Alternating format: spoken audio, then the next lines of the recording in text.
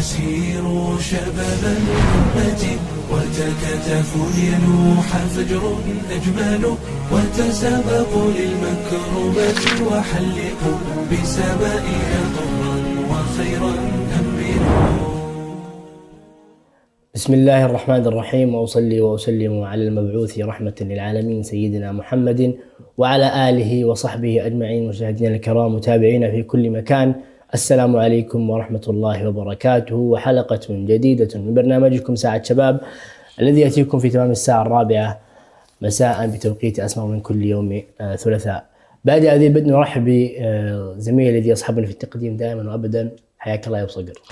أهلا ومرحبا بك عبد الرحمن، وحياكم الله مشاهدينا الكرام في حلقة جديدة من برنامجكم برنامج ساعة شباب. ننتقل وإياكم مشاهدينا الكرام إلى أول فقراتنا لهذه الحلقة وجلسة سمر.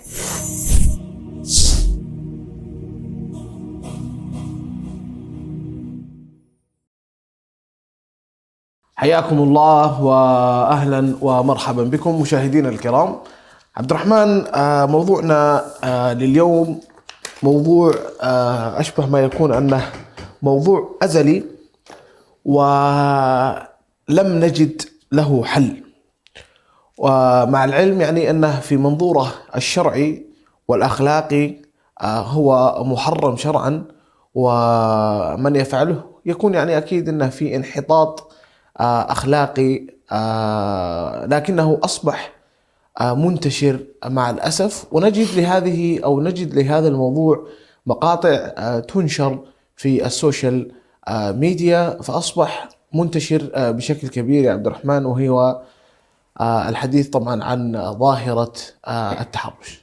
وللأسف يا أبو صقر نذكر أن ظاهرة التحرش هي ظاهرة موجودة في كل بلدان العالم منذ القدم، مع وجود قوانين رادعة وأنظمة صارمة، لكن نجد البعض يرمي بهذا كله القوانين التي تنصها الدول، وأيضا الأحكام الشارعة التي تنص على حرمة هذا الأمر، إلا أن الجميع أو نجد أن البعض يرمي بهذا كله عرض الحائط ويتبع شهوته التي ليست في محلها. طيب، لو قلنا يا عبد الرحمن نحن دعنا يعني نفند هذه القضية ونحللها بشكل يعني مبسط. لو نظرنا يا عبد الرحمن أن أسباب التحرش وكيف أن احنا ممكن يعني نذكر الأشياء الركيزة والأساسية في هذه القضية، أنا من وجهة نظري أرى النقطة الأولى في هذا الموضوع هو الأساس الإيماني الهش. إيش المقصد بالإيمان؟ الأساس الإيماني الهش، المقصد أن أساس الشخص المتحرش يكون إيمانه ضعيف، ويكون يوم يتولد عنده إيمان ضعيف يرى أن هذه الأمور بسيطة، ويوم يكون الأساس الإيمان أو الأساس ضعيف تنتج عنده المعتقدات الخاطئة، فلذلك تجي يسوي لك يتحرش مثلا في فتاة في أحد الأماكن العامة، ثم يعتقد أنه في معتقده الباطل الذي بني على أساس هش، يعتقد أن الموضوع يعني طبيعي. إيش المشكلة؟ ليش أنا ما أتحرش مثلا في فتاة في مكان عام؟ فهذا ناتجه الأول البنية الإسلامية أو التربية الإسلامية التي نتجت من الوالدين كانت هشة، أدت إلى أنه يكون هذا الشاب يوجد فيه خلل في المعتقدات. نعم، جميل. أيضا أعتقد من الأسباب التي تشجع بعض الناس على التحرش انعدام المسؤولية. تجد أن الشخص غير مسؤول، بالتالي تجده لا يستطيع السيطرة على نفسه ولا يستطيع السيطرة على شهواته بأي سبب من الأسباب، سواء كان عديم المسؤولية أو كان بعض الشباب يعني يعتقد أنه أنا مثلا أحصل على كل شيء في بيتي وأحصل على كل شيء في حياتي بشكل عام، نقدر نقول مدلع، وبالتالي تلقاه يعني لا يمتنع عن اتباع شهوته، ويعني يلقي كلام عابر لا يحسب له حسابات، مما يؤدي إلى أنه قد يتحرش بفتاة أو قد يتحرش بأمر ما مما يؤدي إلى أنه يقع في هذا المنكر، والله المستعان. مثل هذه النوعية ما راح تقدر أو ما راح يقدر يسيطر على نفسه، لأنه إنسان تعود على أخذ كل شيء بالساهل أو بالسهولة، فبكل بساطة يتحرش يقول لك والله أنا إنسان يعني أموري كلها ميسرة وأقدر أخذ كل شيء، أنا مدلع في بيتي، فإيش المانع إنه البنت هذه أنا أقدر أتحرش فيها كونها هي أصلا شجعتني على ذلك. نعم. نعم. أيضا من ضمن الأمور يعني هذه الأمور يقومها وجود بيئة سامة حولك.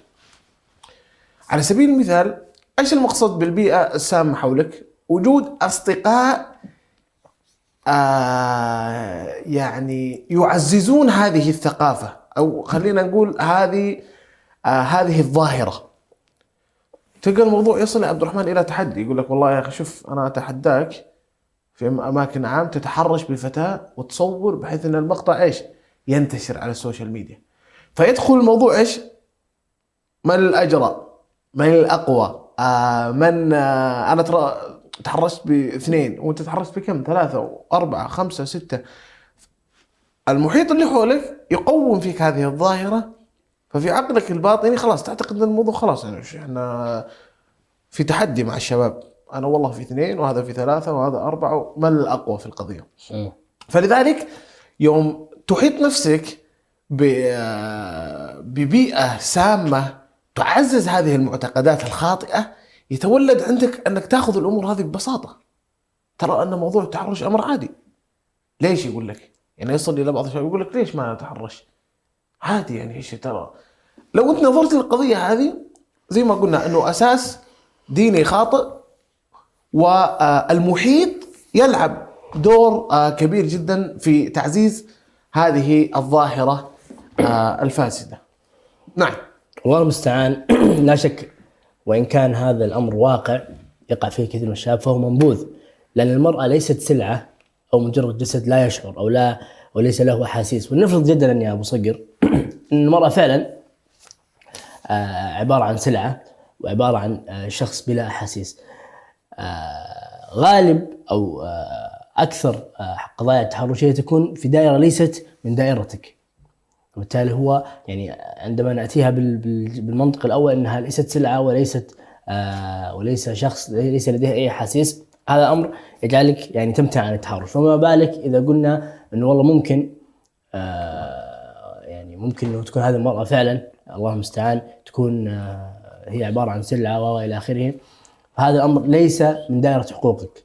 فأنت من جميع الجهات يا أبو صقر، أو يعني الكلام هنا موجه للمتحرش، أنه أنت من جميع الجهات ليس لك مبرر أبدا وليس لك عذر أبدا في تحرشك. نعم. طيب عبد الرحمن، هنا في نقطة جدلية كبيرة جدا. لو جلست مثلا الآن مع شاب ثم قال لك ما رأيك في الذي يقول أن المرأة تتحمل جزء من مسؤولية التحرش بها، يقول لك أنه هذه المرأة تتحمل جزء من أن الرجل جاء تحرش بها، إيش نظريتك وإيش ردك على هذا السائل؟ جميل. ليس هناك نظرية، وإنما سألنا نحن الدكتور حسن سلمان مفتي شبكة سلام العالمية، فأجاب أنه الجميع في هذا ملام، فالرجل يؤثم لأنه أقدم على هذا الفعل الشنيع، والمرأة تؤثم إذا كانت بلباس غير محتشم للباسها ولأنها أمالت إليها الأقوام. ومن ذلك حديث النبي صلى الله عليه وسلم فيما معناه: صنفان لا ينظر الله إليهم، وذكر منهم نساء كاسيات عاريات مائلات مميلات. الحديث معنى هنا مائلات أنهم مالوا عن شرع الله، ومميلات، وهذه النقطة التي نتحدث عنها، أنهم أمالوا إليهم الآخرين. فبنص هذا الحديث ومعناه أن البنت التي يعني دعنا نقول أنها تتبرج بزينتها وتخضع بالقول تميل الرجال إليها، فبالتالي بحسب الحديث أنها تأثم كما يأثم الشاب المتحرش. نعم. طيب ننظر إلى قضية أخرى، ننتقل إلى أضرار التحرش. أضرار التحرش عبد الرحمن يعني هي كثيرة جدا، أجارنا الله وإياك ومن يسمع من هذه الظاهرة الفاسدة.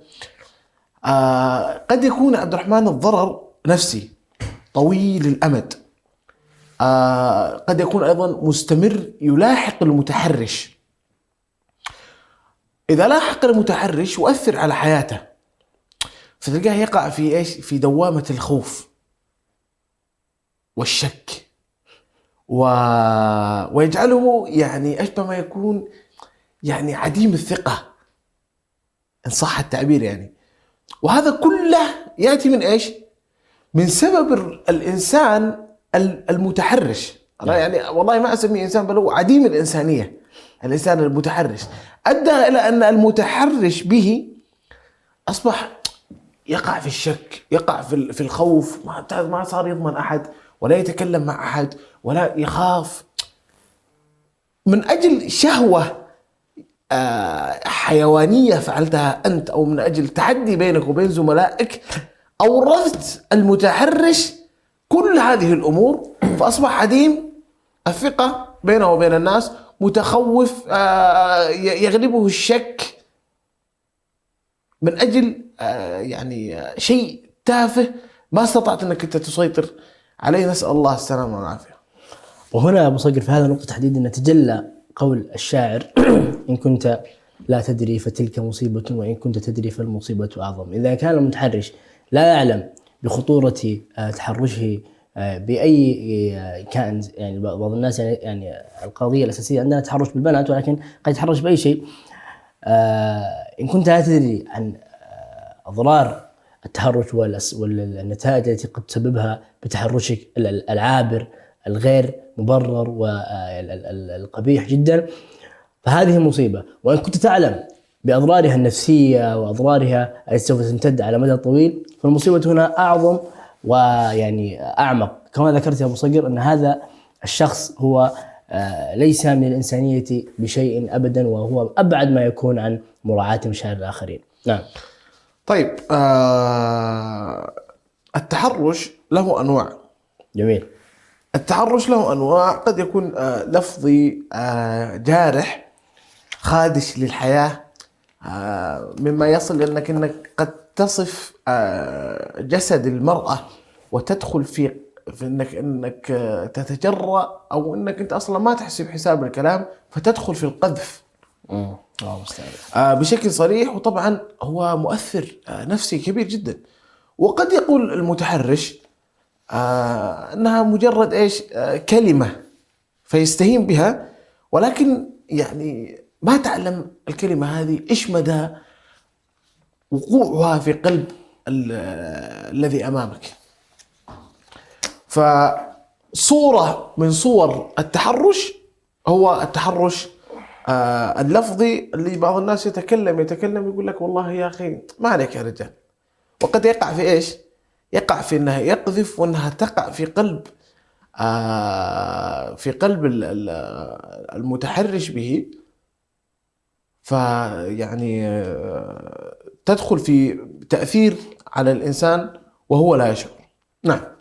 وهذا وارد، وقد يقع في قول النبي صلى الله عليه وسلم إن العبد لا يتكلم بالكلمة لا يلقي لها بالا تهوي به في النار أكثر من 70 خريفا. نسأل الله السلامة والعافية. أبو صقر، الحديث في هذا الموضوع يطول كثيرا جدا، ولكن نحن يعني ملزمون بوقت معين.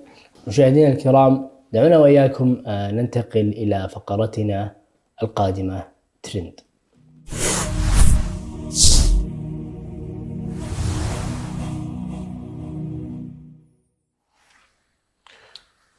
حياكم الله وبياكم مشاهدينا الكرام في فقرة ترند. لدينا هنا عدة مواضيع، لعل الأهم منها هو ما حدث والله المستعان في الجنوب التركي والشمال السوري، هذا الزلزال العظيم الذي ضرب هذه المنطقة والذي يقدر قوته ب7.4. زلزال كبير جدا وقع في تلك المنطقة، سبب دمار هائل، نرى وإياكم سقوط بعض العمائر يعني الآلاف من المباني سقطت والله المستعان، والآلاف من القتلى والجرحى وممن يعني فقدوا تحت هذه الأنقاض والله المستعان. يعني نسأل الله تعالى أن يعني من كان منهم مسلما أن يتقبله في الشهداء، ومن كان منهم مذنبا أن يكفر عنه خطاياه بهذه المصائب، المصائب مكفرات للذنوب. ويعني في هذا الحدث العظيم الكبير الجليل لا يسعنا نحن إلا أن يعني أولا الدعاء هو سلاحنا الأول، فندعو دائما وأبدا لإخواننا الذين تضرروا من هذه الجائحة العظيمة والمصاب الجلل. وأيضا يعني لابد أن يكون لنا دور مباشر في مساعدة إخواننا الذين تضرروا من هذه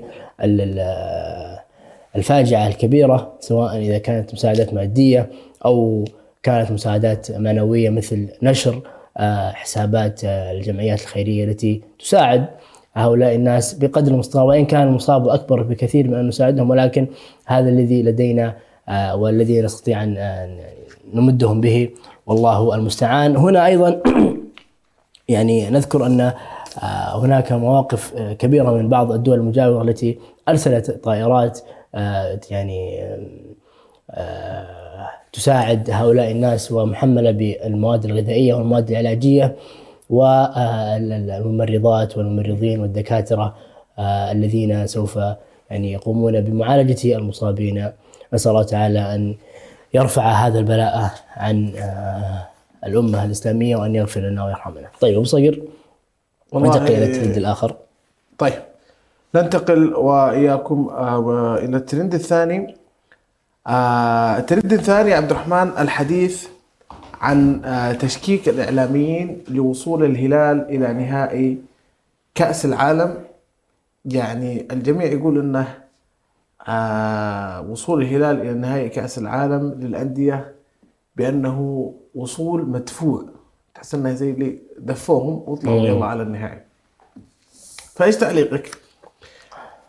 والله أنا بوجهة نظري يعني أعتقد أنه يعني كبر الموضوع وحجمه، أنه كيف نادي سعودي ونادي آسيوي يصل إلى نهائي كأس العالم للأندية ومع المعاناة التي يمر بها نادي الهلال. هذا الشيء دفع الإعلاميين أو بعض الإعلاميين من الفرق التي تعادي نادي الهلال إلى أنهم يقولوا والله هذا الوصول مدفوع. فهذا هو أعتقد السبب الرئيسي، أنه يعني كيف نادي الهلال يوصل نهائي كأس العالم وهذا مستوى. لكن أنا أعتقد أنه كان وصول يعني أشبه ما يكون ب يعني الهلال كان لديه الحظ الكبير في مباراته مع فلامينغو، وأيضا الهلال أصلا فريق يعني كبير جدا ويمتلك الشخصية التي تساعده على الفوز في المباريات الصعبة مثل هذه المباريات. فأعتقد أنه ليس وصول مدفوع أبدا، وإنما وصول مستحق لنادي الهلال السعودي، نتمنى له التوفيق أمام فريق ريال مدريد. الترند الذي يليه عواصف ثلجية تضرب منطقة اسطنبول. نرى هذه الصورة الموضحة. أعتقد لهم 3 أيام في اسطنبول تضرب يعني العواصف الثلجية دخلت بشكل كبير جدا، لدرجة أن الطرق أصبحت ممتلئة بالثلوج. وأعتقد ليلة البارحة في تمام الساعة 5 6 مساء ضربت عاصفة قوية جدا في منطقة في اسطنبول، و يعني لها 3 إلى 4 أيام مشتدة جدا العاصفة الثلجية في اسطنبول. نسأل الله عز وجل أن يعينهم وأن يحفظهم من كل مكروه، اللهم آمين. وإلى ترندنا الأخير يا أبو صقر، نتحدث هنا عن مؤتمر ليب التقني بالرياض، وهو المؤتمر الذي أقيم من هذا الشهر بين 6 و9 من فبراير. ونذكر هنا أن هذا المؤتمر يعتبر من المؤتمرات التي تهتم بالتقنية، وقد ظهر في هذا المؤتمر لأول مرة من روبوت صناعة سعودية بالكامل، الروبوت سارة، والذي كان محور حديث الساحة في منصة تويتر.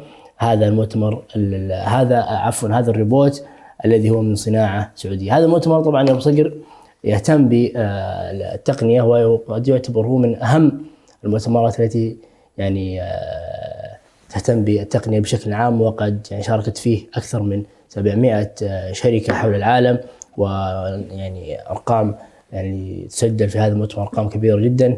ويعني يطمع أو يعني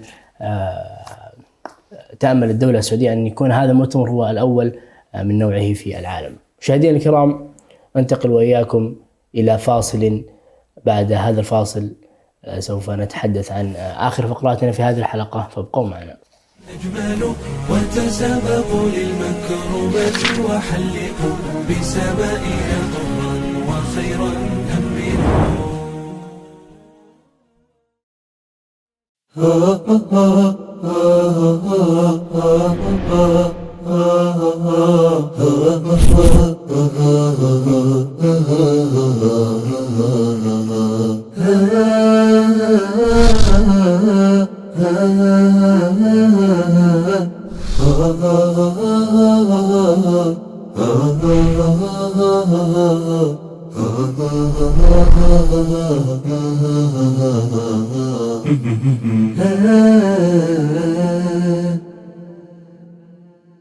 أسلامي أبدأ سلامي أو وشت سلامي كشيء كله سلامي كمسب كالرهب كله أسلامي كابتدين الإسلام أي بلني مالتي أي فليني تأماننت فرقة أماننتهم لإرتاع فرقة أماننتهم كنخالوت نيتيبيان نتقراين زخونو أو وشتو تسأنيهم نتي نايدر أي فتح قاسي كقول توصل الصنحيو تقدم عيب ودي سبدلو كل قصوص قباء دو كل لاي دين دا قبرنا كلنا أجرن دا دلنا ناس كمير كمزي أي تقبل لنا لكايلهم أي قبلوا خانم كبيريو جنك قال سلمى أي تعرفيني يتفتنا علتنا تفتنا تعشقنا كابز خف دمالو كبر من كمانا تعبيت من كمانا زيتات كله حمام ناي لبيو حمام ناي نفسي فتينا تسألينا هذا حق له انتا يسخا منغستي بينيو هاجر بينا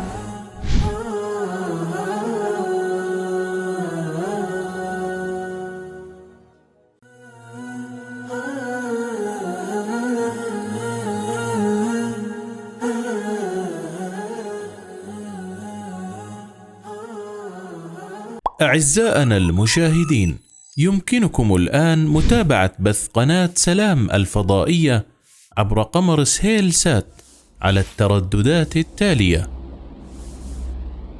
اسم القناة سلام تي في، القمر سهيل سات 2، التردد 11310 في، معدل الترميز 30000. للأطفال عالم خاص بهم يعيشون فيه حياة جميلة مليئة بالأحلام وبالمغامرات والإبداعات، عالم يملأه الحب والوفاء، العطاء دون مقابل، خيال لا متناهي. ولكي نغوص معهم في هذا العالم نحتاج أن نقترب منهم ونتقرب إليهم ونعيش مغامراتهم. براعم، برنامج أسبوعي يهتم بعالمكم أنتم أيها الأطفال. براعم، نتعلم فيه معا ونعرض إبداعاتكم ونتلقى اتصالاتكم ومشاركاتكم. معي أنا صديقتكم صديقة الأطفال نورة، وأنا صديقكم منجوس. بانتظاركم يا حلوين.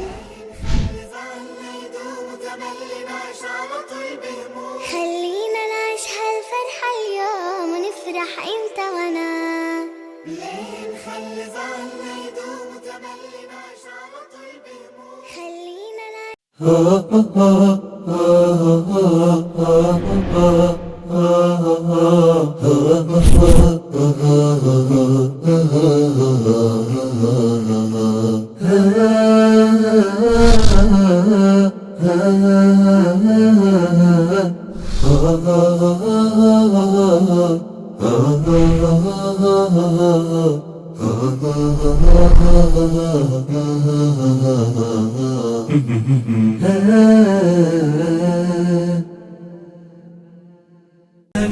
وتسابقوا للمكرمة وحلقوا بسمائنا طرا وخيرا أمنوا. مرحبا بكم مشاهدينا الكرام. بعد هذا الفاصل القصير ننتقل وإياكم مشاهدينا الكرام إلى آخر فقراتنا لهذا البرنامج وسبورت.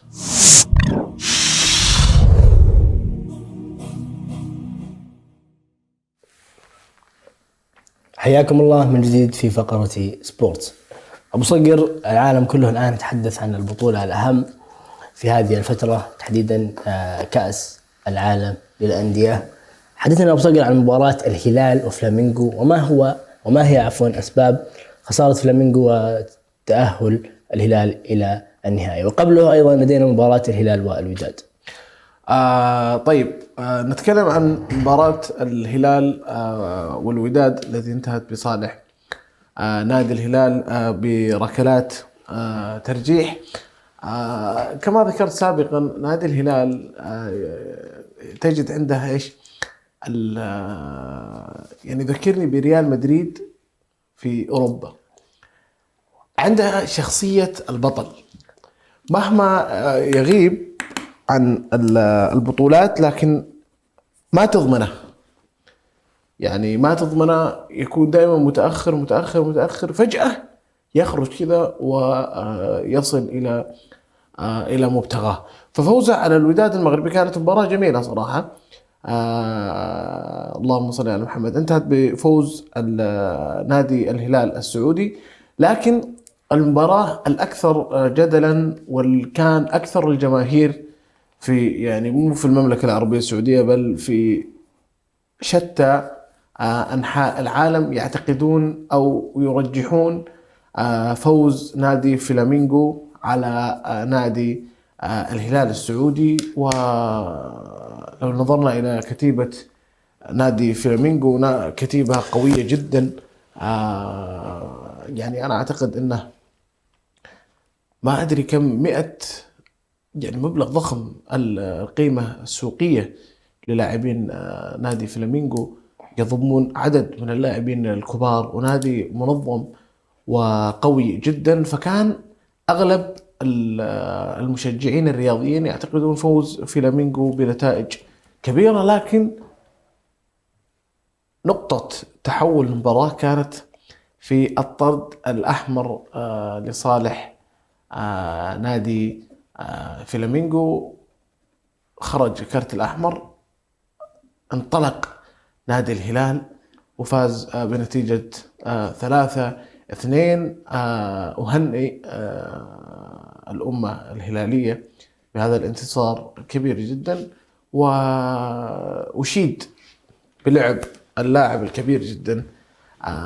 يعني كان هو أحد أسباب فوز نادي الهلال، اللاعب فييتو، رغم الغيابات في خط الوسط عند نادي الهلال، لكن استطاع نادي الهلال أن يرتب هذه الأمور، بالرغم طبعا أنه يمتلك دكة تساوي فريق متوسط في الدوري السعودي، لكن بغض النظر أنه استطاع أنه يوظف لاعبين يعوضون هذا الغياب، أدى إلى فوز نادي الهلال 3-2 أمام فلامينغو. ينتظرهم يوم السبت المباراة النهائية بين نادي الهلال وريال مدريد. توقعاتك أبو تركي؟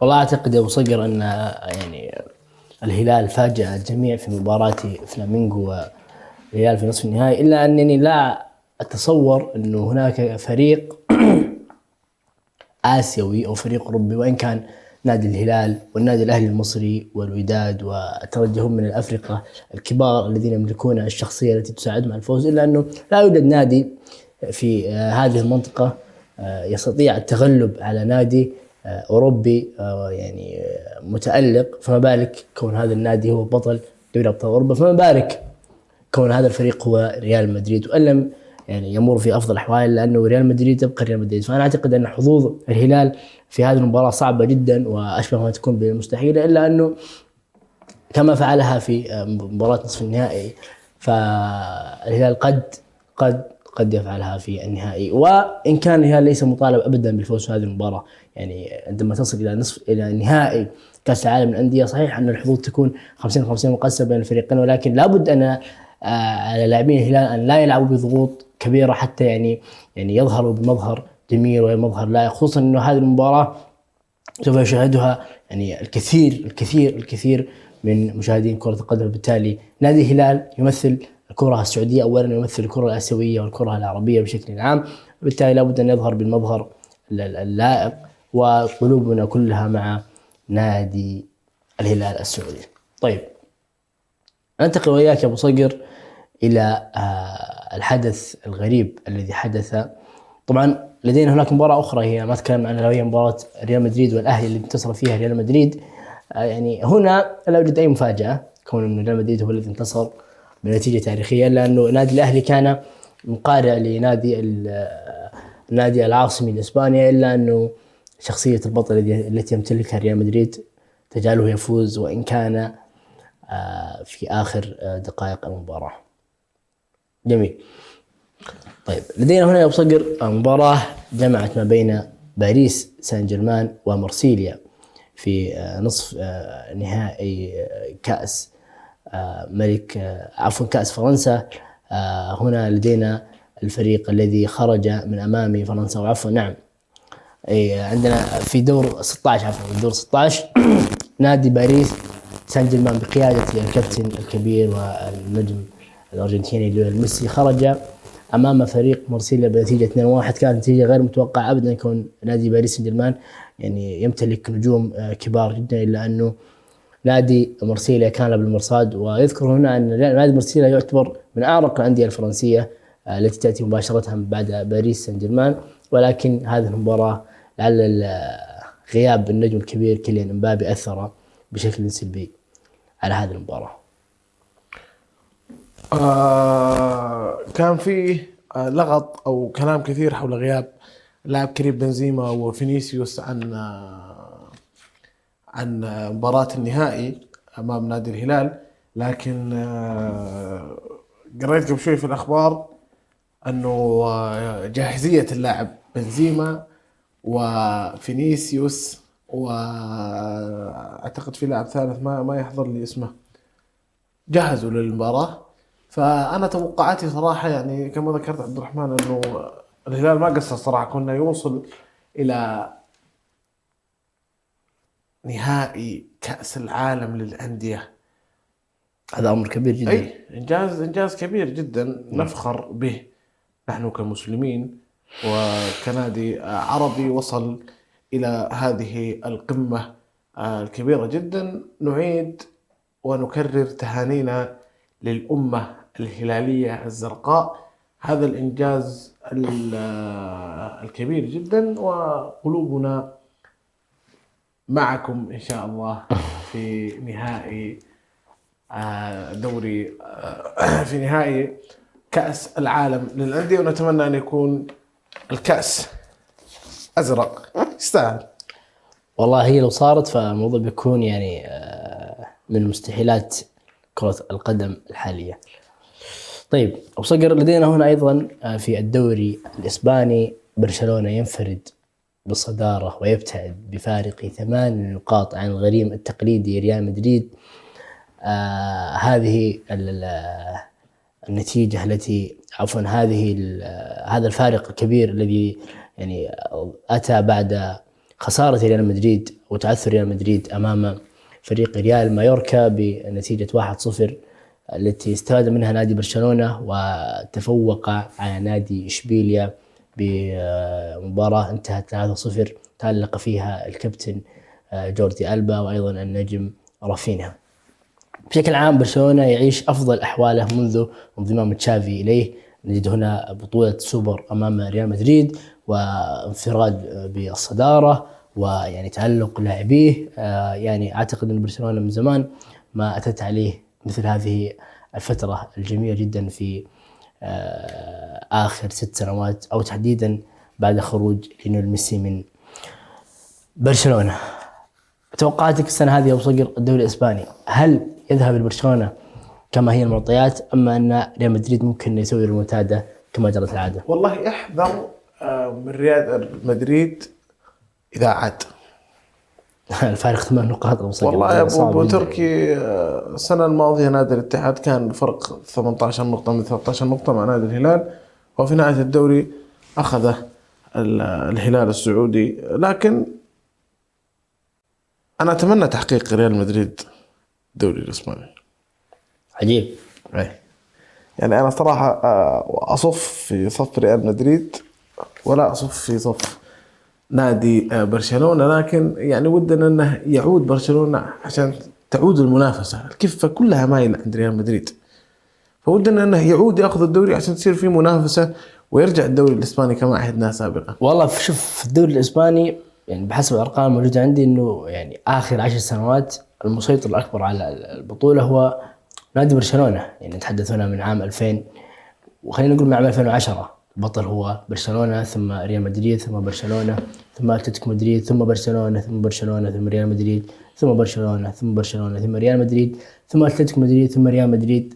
والموسم هذا يعني قد يحصل عليه نادي فريق برشلونة، وبالتالي الاسم المتكرر هو ريال برشلونة، ثم يأتي بعده مباشرة ريال مدريد، ثم يأتي بعدها أتلتيكو مدريد. فيعني الدوري الإسباني ينتخب بين هؤلاء الثلاث الأبطال، فلا يوجد أي كفة راجحة لأي فريق من فرق الدوري الإسباني. وإن قلنا أن هناك كفة راجحة فقد ترجح لنادي برشلونة كونه هو الأكثر فوزا بها في خلال هذه الفترة، والأكثر فوز بشكل عام بهذه البطولة هو ريال مدريد، هو البطل الذي حصد على أكبر عدد البطولات من الدوري الإسباني. ريال مدريد هو مهيمن ومسيطر في قارة أوروبا، ويقال دائما أن ريال مدريد النادي الذي يخشاه الجميع ويخشى نادي برشلونة. تجد أنه دائما في الدربيات التي تقع بين ريال مدريد وبرشلونة تجد أن هناك ريال مدريد دائما ما يكون يعني الضغط الأكبر يكون على نادي ريال مدريد، كونه يعني برشلونة يعني يعتبر من أكثر النوادي التي تسبب يعني أزمة خلينا نقول لنادي ريال مدريد. ولكن ريال مدريد يبقى ريال مدريد هو أعظم نادي في هذا القرن، ويعني كابو عالي على جميع الفرق الأوروبية ما عدا نادي برشلونة. لا فيها طبل الأخير هذه يعني، لكن والله هذه الأرقام تقول كذا يا أبو صقر. والله يا أخي ما أقول لك يا أبو تركي، لكن الدوري مدريد خذه من أبو صقر. كأس العالم للأندية نعم مدريدي. شكرا لك عبد الرحمن، وشكرا لإطرائك الرائع كما يعني عهدناك سابقا. حياك الله يا أبو صقر، والشكر موصول لمشاهدينا الكرام على حسن استماعهم وانصاتهم لهذه الحلقة الرائعة الماتعة معك أبو صقر. شكرا لكم مشاهدينا الكرام على حسن المتابعة وحسن المشاهدة. نلتقيكم بإذن الله عز وجل مطلع الأسبوع القادم يوم الثلاثاء في تمام 4:00 بتوقيت أسمرة. هذا محدثكم أنس بن بيان يحييكم، والسلام عليكم ورحمة الله وبركاته. نحو العلا سيروا شباب الأمة، وتكاتفوا ليلوح فجر أجمل، وتسابقوا للمكرمات وحلقوا بسمائنا طرا.